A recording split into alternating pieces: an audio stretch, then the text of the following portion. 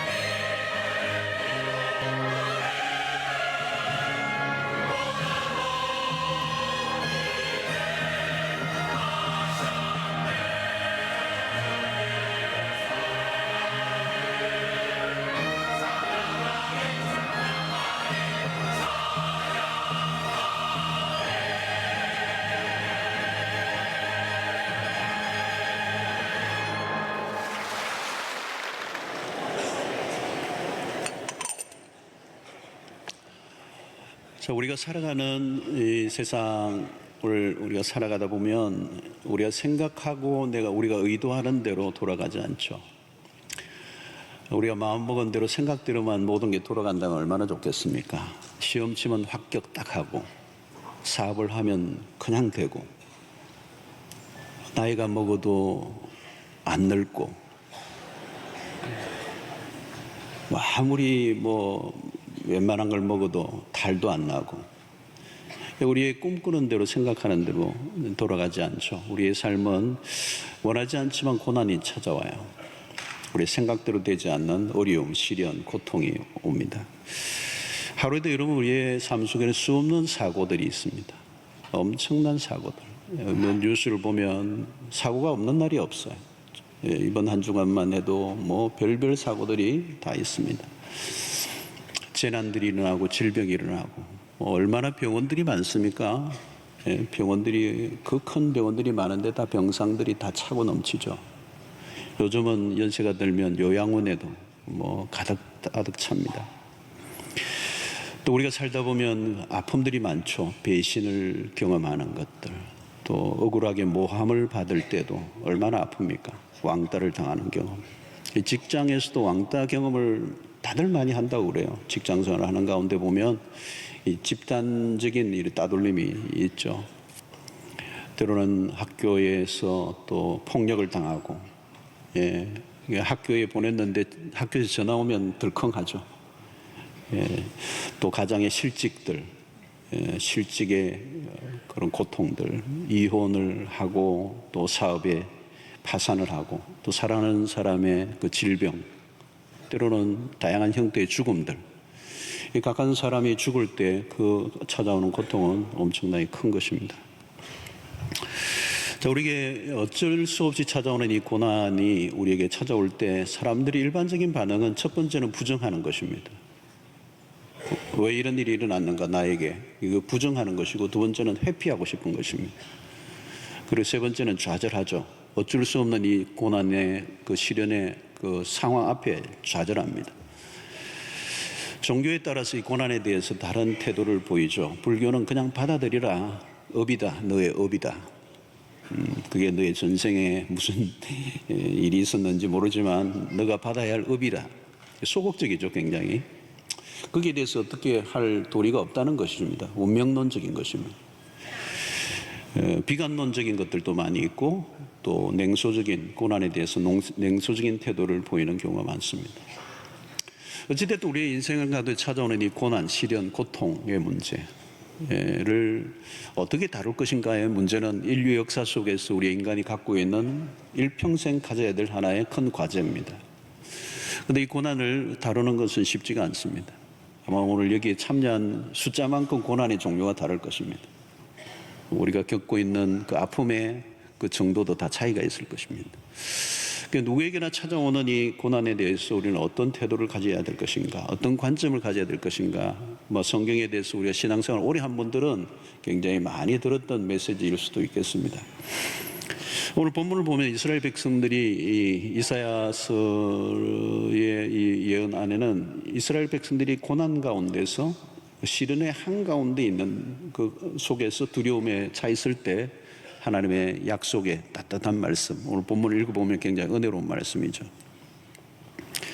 2절을 보면 너가 물 가운데 건널 때, 지날 때, 강을 건널 때, 또 불 가운데 건널 때, 불꽃이라는 얘기가 나옵니다. 여기 보면 물, 불, 강, 또 불꽃 이런 단어들은 시련을 상징하는 단어들이죠. 불이 얼마나 무섭습니까? 불이 확 타오르면. 물이 범람할 때 얼마나 무섭습니까? 그죠? 파도가 치고 강이 범람하면 거칠죠. 사람을 죽이고 또 혼란의 가운데로 이제 집어넣는 것입니다. 사실 이스라엘 백성들이 그렇게 살았습니다. 그 홍해를 건널 때, 그리고 요단강을 건너는 작업들, 또 포로로 붙잡혀가서 다니엘의 그 세 친구 사드락과 메삭과 아베느고가 불꽃 가운데 던져지는 이제 이런 일들이 있었습니다. 요즘 이스라엘 백성들이 출애굽하고 광야의 40년이 그 시련의 용광로죠. 뜨거운 불 가운데로 통과하는 것입니다. 종살이를 하고 바벨론 포로 생활 70년을 하고 이 고난의 역사예요. 여러분, 고통이 올 때 그 고통을 참아내고 인내하고 통과해 가는 과정 속에서 하나님의 놀라운 일들이라는 것. 오늘날 여러분, 우리가 우울일 적이 만연하게 된 요인 중에 하나는 고통을 거부하고 일시적인 만족과 즐거움을 추구하는 태도에서 일어난 일들이라는 거죠. 고통에 정직하게 대면하지 않고 부정하면 할수록 모든 것은 힘들어진다. 아무리 부정하고 싶어도 고난은 어쩔 수 없이 찾아오는 현실이에요. 여러분, 고난 중에 예를 들면 질병이라는 것도 마찬가지예요. 물론 일평생 한 번도 아프지 않고 뭐 약 안 먹고 병원 안 가고 수술 안 하고 끝날 수도 있죠. 그러나 여러분, 우리 인생의 과정 속에 이 질병은 어쩔 수 찾아오는 것이죠. 그를 거부하고 다른 방법을 찾는 길은 없는 거예요. 누구에게나 오는 현실이에요. 고난이라고 하는 것은 뭐 질병뿐만 아니라 인생의 실패와 많은 과정 속에서 누구나 겪을 수밖에 없는 현실이라는 거예요. 이 고난을 인정하고 받아들이는 게 중요하다. 여러분, 옆에 분하고 인사합시다. 올게 왔구나. 그렇게 하셔야 돼요. 고난이 오면 올게 왔구나. 자, 여러분이 왜 우리가 이런 태도를 가져야 되느냐? 오늘 이 말씀을 통해 우리 좀 살펴볼 것은 고통이 주는 유익이 있기 때문이에요. 여러분, 고통을 통하여 우리에게, 고난을 통하여 우리에게 주는 그 은혜 중에 하나가 뭐냐면 그 고난을 통하여 우리가 얼마나 연약한 존재인가를 알게 되는 것입니다. 우리는 모두 질그릇 것 같은 인생들입니다. 얼마나 연약한 존재인지 모릅니다. 그냥 부서져요. 고통이 있기 전에는 우리가 대단한 존재인 줄로 여겨요. 자기 과신을 하고 자기 자랑을 붙들고 살아갑니다. 자기 과신을 하는 거죠. 자기 자랑을 갖고 있는 것이죠. 우리가 사는 세상은 이 자아도취적인 문화입니다. 자아도취의 문화예요. 내가 얼마나 괜찮은 사람인가를 증명하기 위한 경연장에서 우리가 살아가고 있는 것입니다. 예. 그러나 여러분, 이 고통이 찾아오면 우리의 재질을 알아보게 합니다. 고난 앞에 인간은 무력해요. 여러분, 질병이나 이 죽음의 위협이 바로 앞에 탁 다가오면 인간이 자신이 가지고 있는 신념과 의지력이나 자기의 지식과 모든 쌓아놓은 어떤 힘들이 그냥 한순간에 무너져요. 아무것도 아니에요. 우리 교육자들이 이 말기암 환자들을 면회도 많이, 신방도 많이 가잖아요. 일평생 완고하게 누구에게도 손톱 하나 들어가지 않을 만큼 당당하게 살았던 분들인데 마지막 딱 그 앞에 무참하게 다 무너져요. 이런 고난의 순간 인간의 자만은 깨어집니다. 고난이 전에는 우리 안에는 우쭐거림이 있어요. 우리의 에고, 이 에고가 잘 안 죽어요, 여러분. 우리 안에 있는 강한 에고, 그 죄성으로 똘똘 뭉쳐진 에고, 이게 잘 안 죽는다고요. 고난 중간에 특별 새벽기도 할 때 약간 죽은 듯 하다가 다시 돌아가요.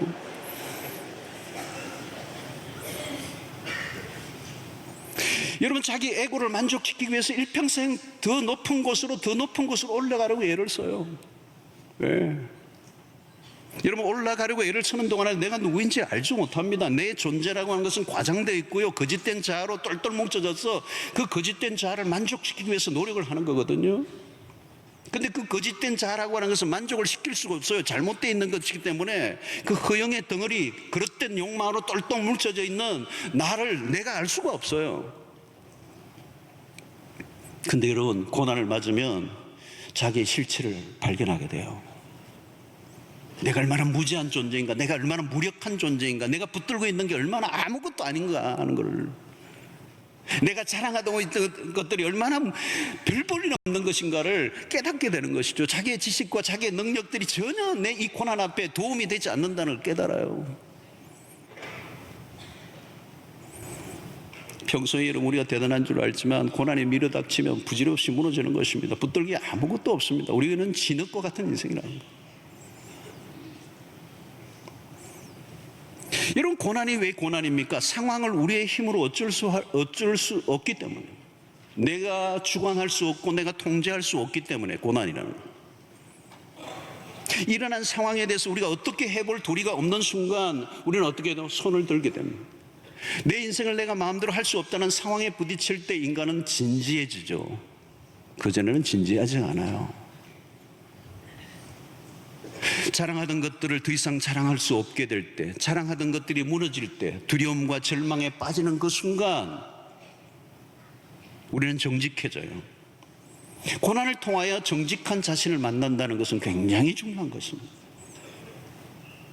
여러분, 모든 불상사는 어디에서 일어나느냐면 자신이 누구인지 모르고 살아갈 때 일어나는 것입니다. 제대로 자기의 파악이 안 된 것이죠. 자기의 존재를 이해하지 못하는 것입니다. 허구에 찬 인생을 살아가는 거죠.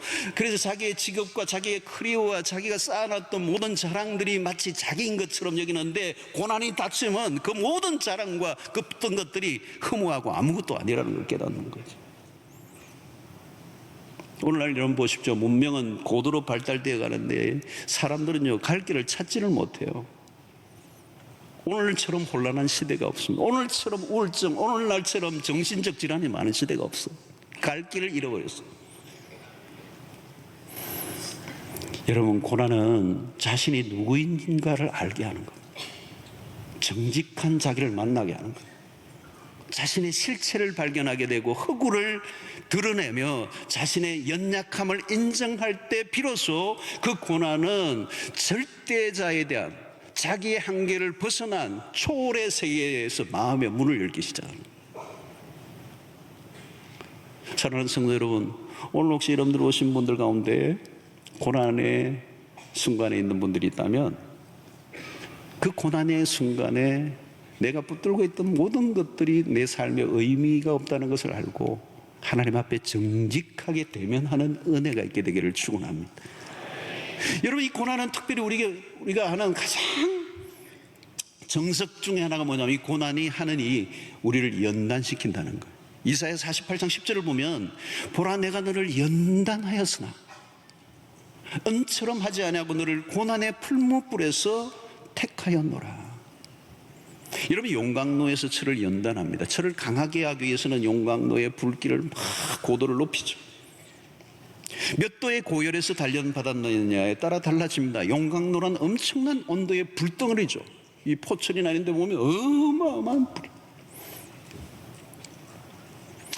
여러분, 불을 구경하는 것과 불을 직접 경험하는 것은 TV로 불난 것 구경하는 것과 그 불난 옆에 있는 것은 다른 것입니다. 여러분, 인생의 시련을 맞으면 숨이 턱턱 막히죠. 잠을 잘 수가 없고 질식할 것 같고 고통이 크면 그냥 죽을 것 같은, 숨도 제대로 설 수 없는, 여러분, 이스라엘 백성들이 그런 세월을 이제 보냈는 거죠. 고난의 풀무불 속에 내 백성들을 거기 가운데서 건져냈다는 것입니다. 시편 105편에 보면 요셉의 이야기가 나옵니다. 17절 19절을 보면 이런 말씀을 봅니다. 그가 한 사람을 앞서 보내셨으며 요셉이 종으로 팔렸도다. 그의 발은 착고를 차고 그의 몸은 쇠사슬에 매였으니 곧 여호와의 말씀이 응할 때까지라. 그의 말씀이 그를 단련하였도다. 요셉의 인생의 용광로 안으로 들어갔다는 겁니다. 얼마나 힘들었겠어요, 여러분. 어린 나이에 형들에게 모함을 받아서 팔려갔으니까, 종살이하고 옥살이를 했으니까. 언제까지요? 오늘 여기 말씀 보면 여호와의 말씀이 응할 때까지라. 이 말씀은 뭡니까? 하나님이 요셉에게 주셨던 그 예언적 꿈이 이루어질 때까지예요. 그 요셉을 통하여 히브리 민족을 일으키고 역사의 그 하나님의 구원의 사건을 풀어가시기 위해서 한 사람을 지금 보내신 거예요. 그 고난의 용광로 속에, 풀무불 속에 집어넣으신 거예요. 언제까지? 그 꿈이 성취될 때까지. 그것은 요셉이 겪어야 할 고난이었어요. 오늘 18절에 그의 발은 착고를 차고 그의 몸은 쇠사슬에 매였다. 이 말의 본래 뜻은 뭐냐면 그 쇠가 그의 영혼을 꿰뚫었다는 거예요. 다른 표현을 하면 철이 그의 영혼 속으로 들어갔다. 그런 의미가 있습니다. 이것을 종합적으로 얘기하면 하나님은 시련을 통하여 요셉의 영혼을 강하게 하셨다. 여러분, 세상의 지식으로 우리가 강하게 되는 게 아닙니다. 세상의 어떤 경험이나 아니면 나이가 들어가면 저절로 노련해지면서 영혼이 강해지는가? 그러지 않습니다. 이 강해지는 것은 하나님이 하게 하시는 거예요. 무엇을 통하여? 연단을 통하여 하시는 거예요. 하나님의 손이 가야 돼요.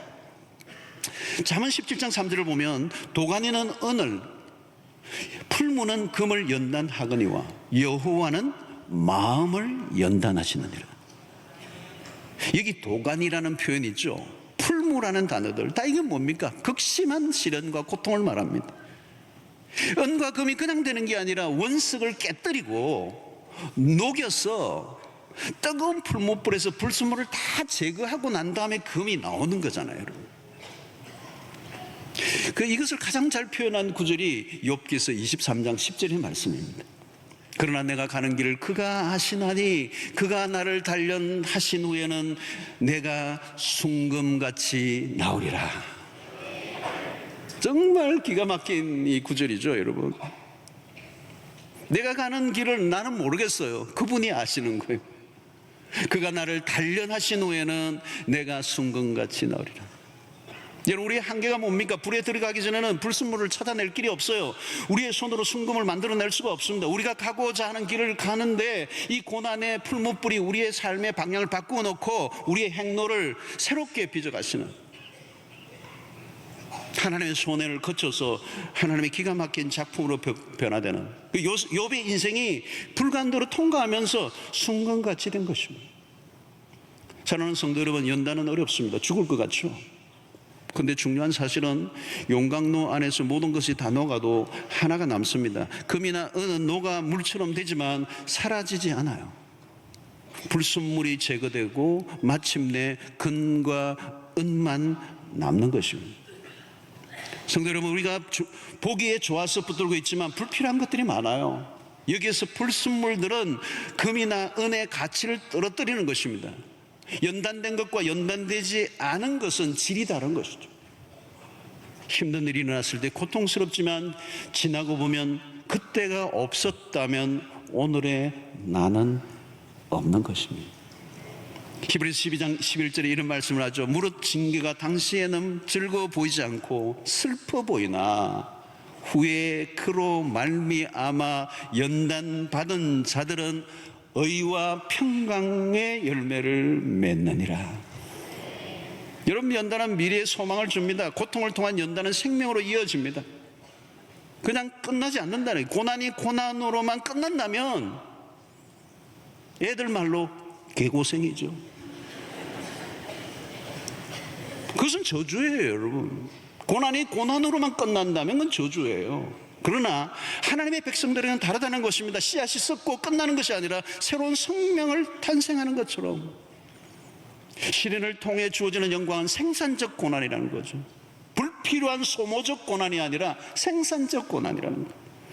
베드로전서 1장 7절에 너희 믿음의 확실함은 불로 연단하여도 없어질 금보다 더 귀하여 예수 그리스도께서 나타나실 때 칭찬과 영광과 존귀를 얻게 할 것이니라.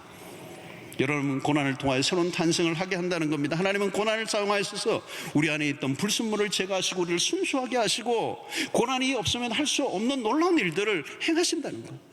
그래서 로마서 5장 3절에 4절의 말씀이 이것입니다. 다만 이뿐 아니라 우리가 환난 중에도 즐거워하나니 이는 환난은 인내를, 인내는 연단을, 연단은 소망을 이루는 줄 알미로다.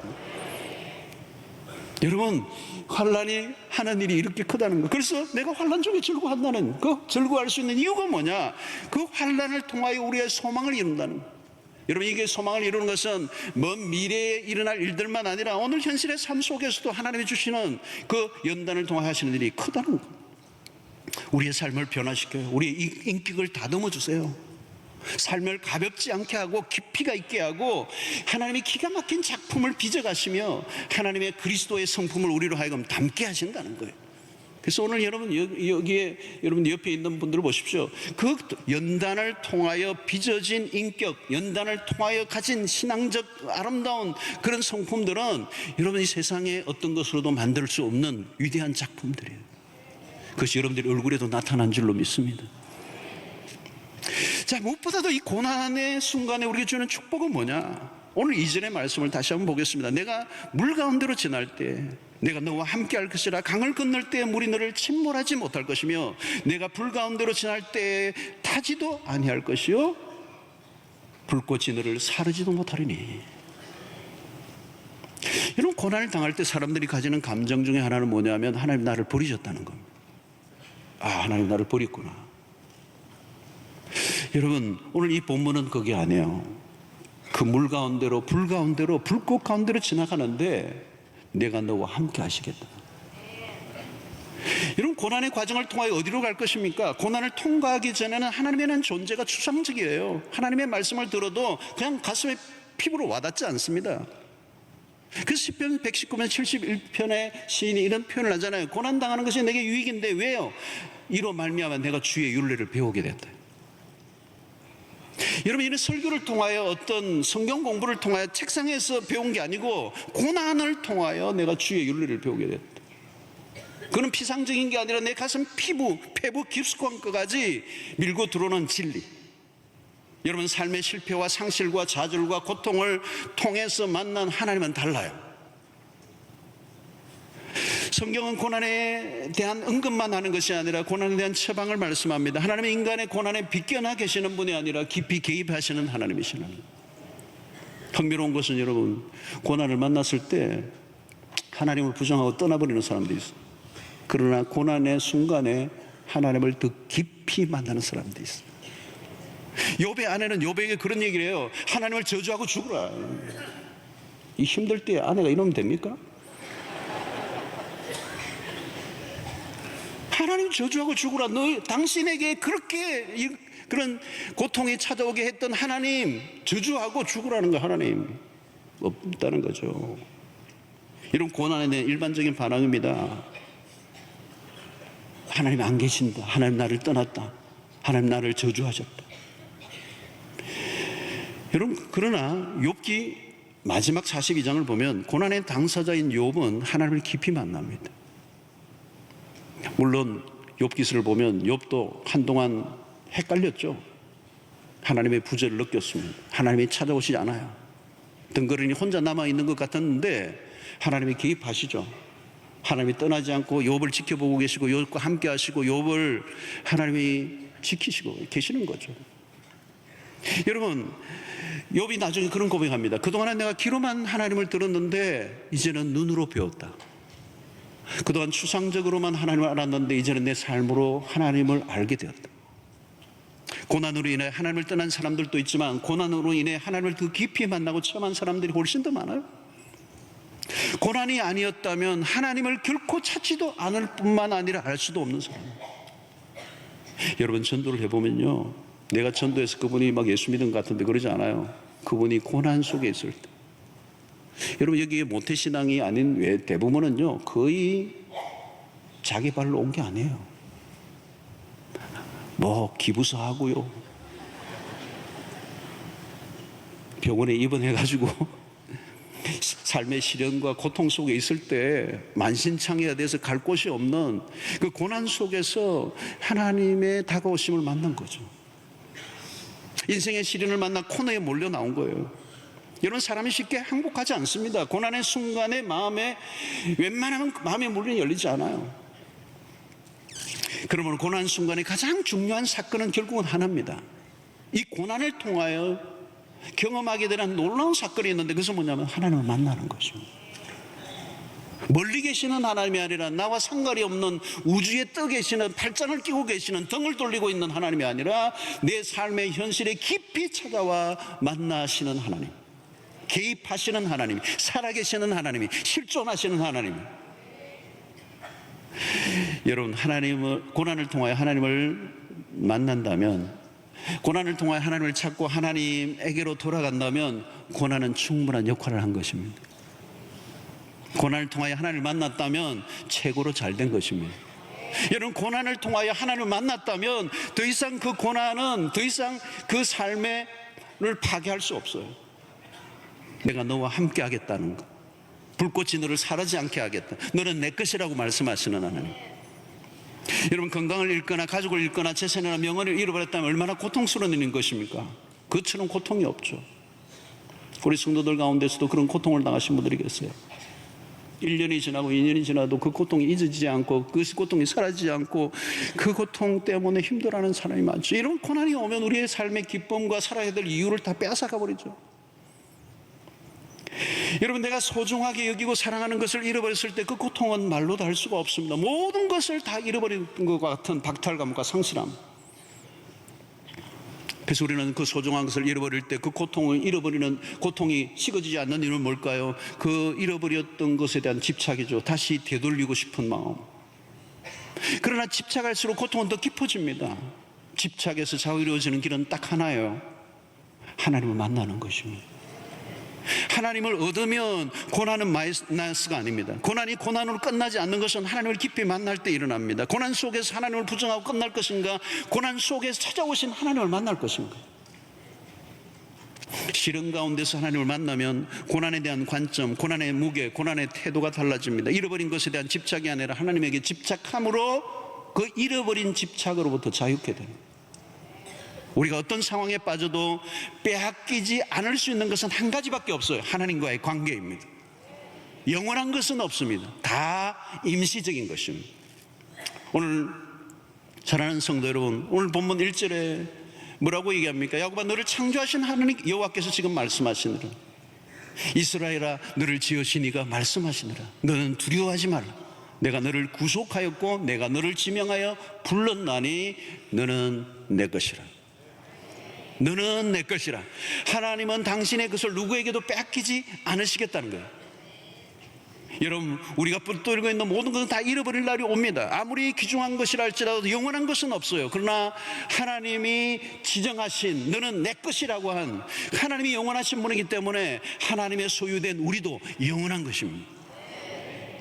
유명한 기독교 변증가인 C.S. 루이스가 굉장히, 여러분, 이 C.S. 루이스가 기독교에 끼친 영향이 커요. 이분은 굉장히 이성적인 사람이에요. 굉장히 이성주의자예요. 냉철한 이성주의자예요. 이분은 연애도 너무 이성이 투철하면 연애도 못하잖아요. 감성보다 이성이 늘 앞서고, 뭐 여성을 봐도 분석을 하고 막 분해를 하고 막 이러면 연애가 안 되잖아요. 약간 멍해야 되기도 하는데 말이죠. 근데 늦게 한 여인을 만났어요.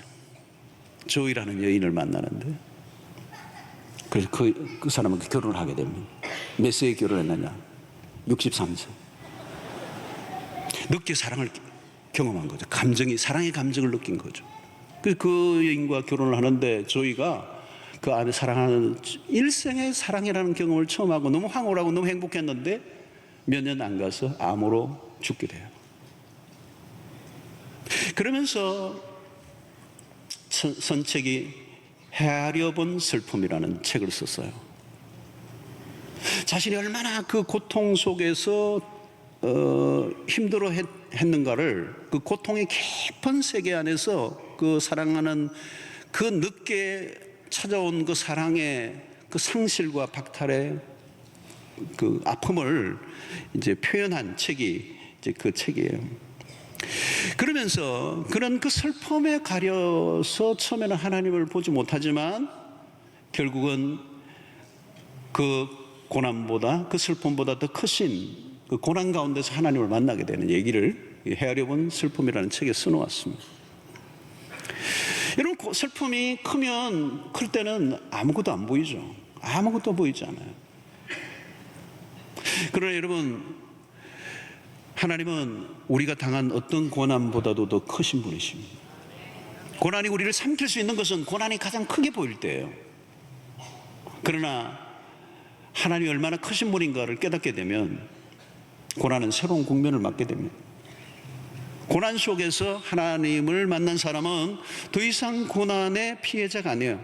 왜냐하면 하나님이 고난을 통하여 그 인생을 새롭게 인도하시기 때문에. 하나님 우리의 당한 고난을 깊이 만져주시는 분입니다. 단순히 고통에 대한 위로 정도로 끝내시는 분이 아니라 고난 가운데 함께 하시는. 그래서 오늘 2절을 보면 내가 물 가운데로 지날 때에, 강을 건널 때에, 불 가운데로 지날 때에, 여기 지날 때라는 단어가 중요해요. 지날 때. 고난은 어쩔 수 없는 거예요. 이 고난을 이 물 가운데를 지나지 않게 하는, 돌아가는 길이 아니라 지나는 거예요. 지나야 되는 거예요. 통과해야 되는 거예요. 어쩔 수 없이 그 고난은 가야 돼요. 우회로가 없고 돌아갈 수 없고 거부할 수 없고 물리칠 수 없는 불가피한 그 고난. 그러나 중요한 것은 그 고난을 없애야 하거나 그 고난으로부터 돌이키게 하는 것이 아니라 너가 그 물 가운데 지날 때에 내가 너와 함께 하겠다는 거예요. 홀로가 아니라 함께 하겠다라는 약속입니다. 깊은 고통의 문제를 홀로 겪는 게 아니라 주님이 함께 하겠다는 거예요. 여러분, 고통의 순간에 가장 힘든 게 뭐냐면 나 혼자 있다는 거예요. 외로운 거예요. 여러분, 암으로 투병하는 분이 병원에 누워 있으면 가족들이 아무리 옆에 있어도 외로운 거예요. 왜? 이 고통에 누구도 함께 할 수 없기 때문에 외로운 거예요. 아무리 만져주고 뭐 좋은 걸 다 갖다 줘도 고통 속에 있는 나는 외로운 거예요.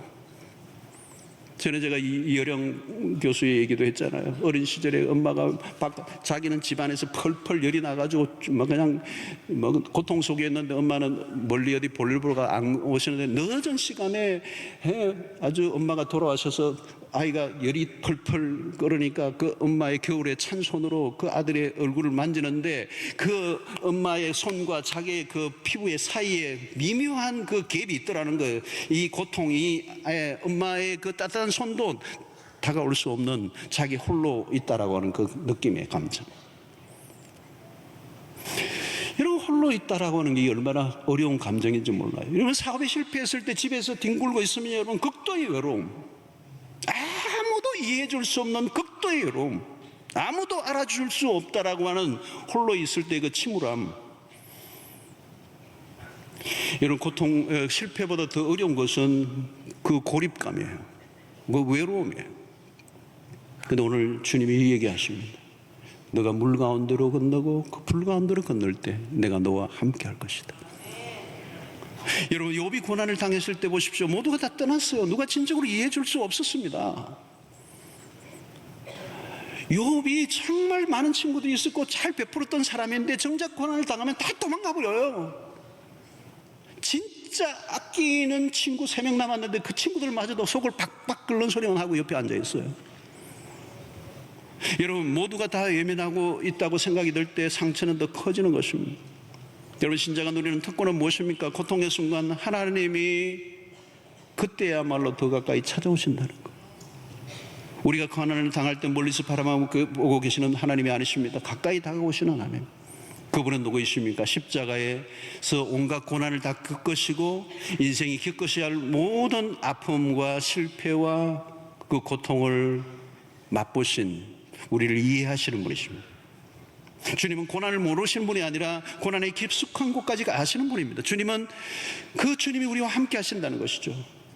그러므로 고난은 저주가 아닙니다. 저주란 하나님이 떠나시는 것을 저주라고 해요.